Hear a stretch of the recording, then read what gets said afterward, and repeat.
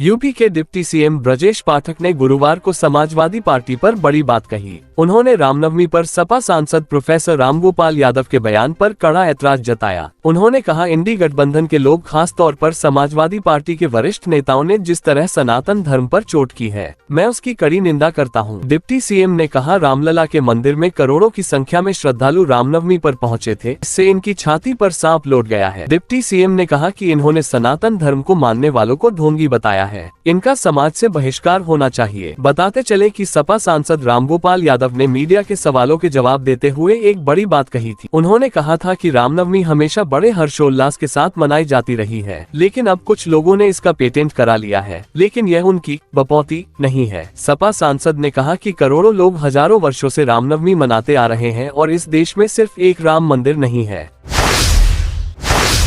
प्रधानमंत्री नरेंद्र मोदी 26 अप्रैल को बरेली में रोड शो करने जा रहे हैं। बरेली लोकसभा प्रत्याशी छत्रपाल सिंह गंगवार के पक्ष में राजेंद्र नगर के स्वयंवर बारात घर से शिवाजी मार्ग होते शहीद पंकज अरोड़ा चौक पर रोड शो का समापन होगा। माना जा रहा है, संभावना जताई जा रही है कि राजेंद्र नगर में प्रसिद्ध बांके बिहारी मंदिर में भी मोदी माथा टेक सकते हैं। रोड शो के लिए भाजपा कार्यकर्ताओं और पदाधिकारियों ने तैयारियां शुरू कर दी है। बरेली संसदीय लोकसभा सीट के लिए तीसरे चरण में 7 मई को मतदान होना है। यहां से भाजपा ने छत्रपाल सिंह गंगवार को मैदान में उतारा है। उनके हाथों को मजबूत करने के लिए पहले मुख्यमंत्री ने जनसभा की थी। इसके बाद अब 26 अप्रैल को रोड शो के दौरान जनता से छत्रपाल के लिए समा बांधेंगे। पीलीभीत संसदीय सीट के बहेड़ी विधानसभा में पहले चरण में 19 अप्रैल को मतदान होना है। परसाखेड़ा स्थित वेयर हाउस से 444 पोलिंग पार्टियों को पुलिस और प्रशासनिक अफसरों की मौजूदगी में कड़ी सुरक्षा व्यवस्था के बीच रवाना किया गया। चुनाव में 1750 कार्मिकों की ड्यूटी लगाई गई है, जो कल सुबह 7 बजे से शाम 6 बजे तक मतदान कराएंगे। मतदान में लगाए गए कर्मचारियों की पहले ही प्रशिक्षण करवा लिया गया था। पोलिंग पार्टियां लेकर जाने वाले वाहनों के चालकों को परसाखेड़ा स्थित पार्किंग कैंप बनाया गया है।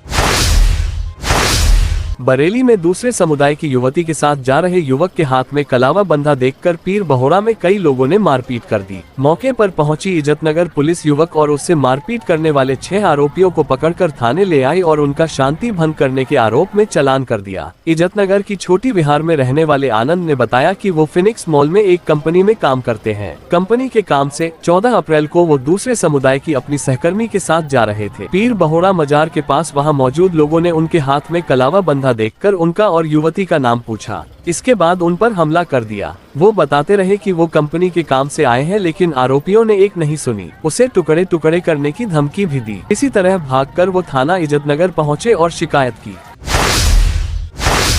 बरेली में आंवला लोकसभा के प्रत्याशी सैयद आबिद अली ने नामांकन के लिए जाते समय हिंदुस्तान धर्म कांटा पर अपने समर्थकों को संबोधित किया। उन्होंने सपा व भाजपा दोनों को ही आड़े हाथों लेते हुए कहा कि पहले रुचिबीरा और अब नीरज मौर्य को टिकट देकर सपा ने ये दिखा दिया कि वो आंवला की जनता को केवल वोट के लिए इस्तेमाल करना चाहती है। इस बार आंवला की जनता बसपा प्रत्याशी को वोट देकर सबक सिखा देगी। अपने पहले बयान पर सफाई देते हुए कहा कि डॉक्टर होने पर ही तो वह इलाज करेगा, सांसद क्या डॉक्टर है जो इलाज करेंगे। सपा व भाजपा दोनों ने ही मुझे चुनाव आयोग से नोटिस भिजवाने का काम किया है। वही आज कलेक्टरेट पहुंचकर सैयद आबिद अली के नामांकन पत्र दाखिल किया।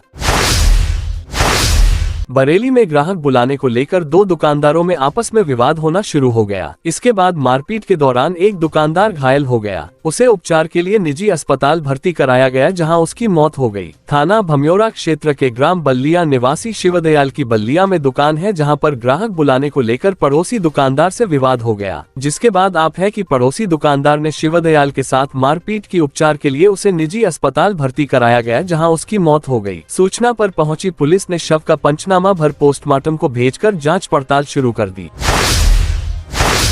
बरेली में दहेज की एक नवविवाहित की उसके ससुराल वालों ने हत्या कर दी। जब इसका पता उसके मायके वालों को चला तो उन्होंने ससुराल वालों के खिलाफ रिपोर्ट दर्ज कराई है। वहीं घटना की सूचना पर पहुंची पुलिस ने शव का पंचनामा भरकर पोस्टमार्टम के लिए भेज दिया। महिला के पति को हिरासत में ले लिया गया है। थाना बहेड़ी के गांव खिरनी निवासी राजवीर ने अपनी बेटी पूजा का विवाह शीशगढ़ के दोपहरिया निवासी प्रेम से 11 मार्च को किया था। पूजा के भाई मानवीर ने बताया, कम दहेज का ताना देकर उसकी ससुराल वाले उसे प्रताड़ित करते थे। बुधवार बुधवार की शाम को उसकी बहन की दहेज की खातिर गला दबाकर हत्या कर दी गई। जब इसकी जानकारी पूजा के परिजनों को हुई तो वो उसकी ससुराल गए तो देखा पूजा का शव जमीन पर पड़ा था। मायके वालों ने इसकी जानकारी पुलिस को दी। पुलिस ने शव को कब्जे में लेकर पोस्टमार्टम के लिए भेज दिया।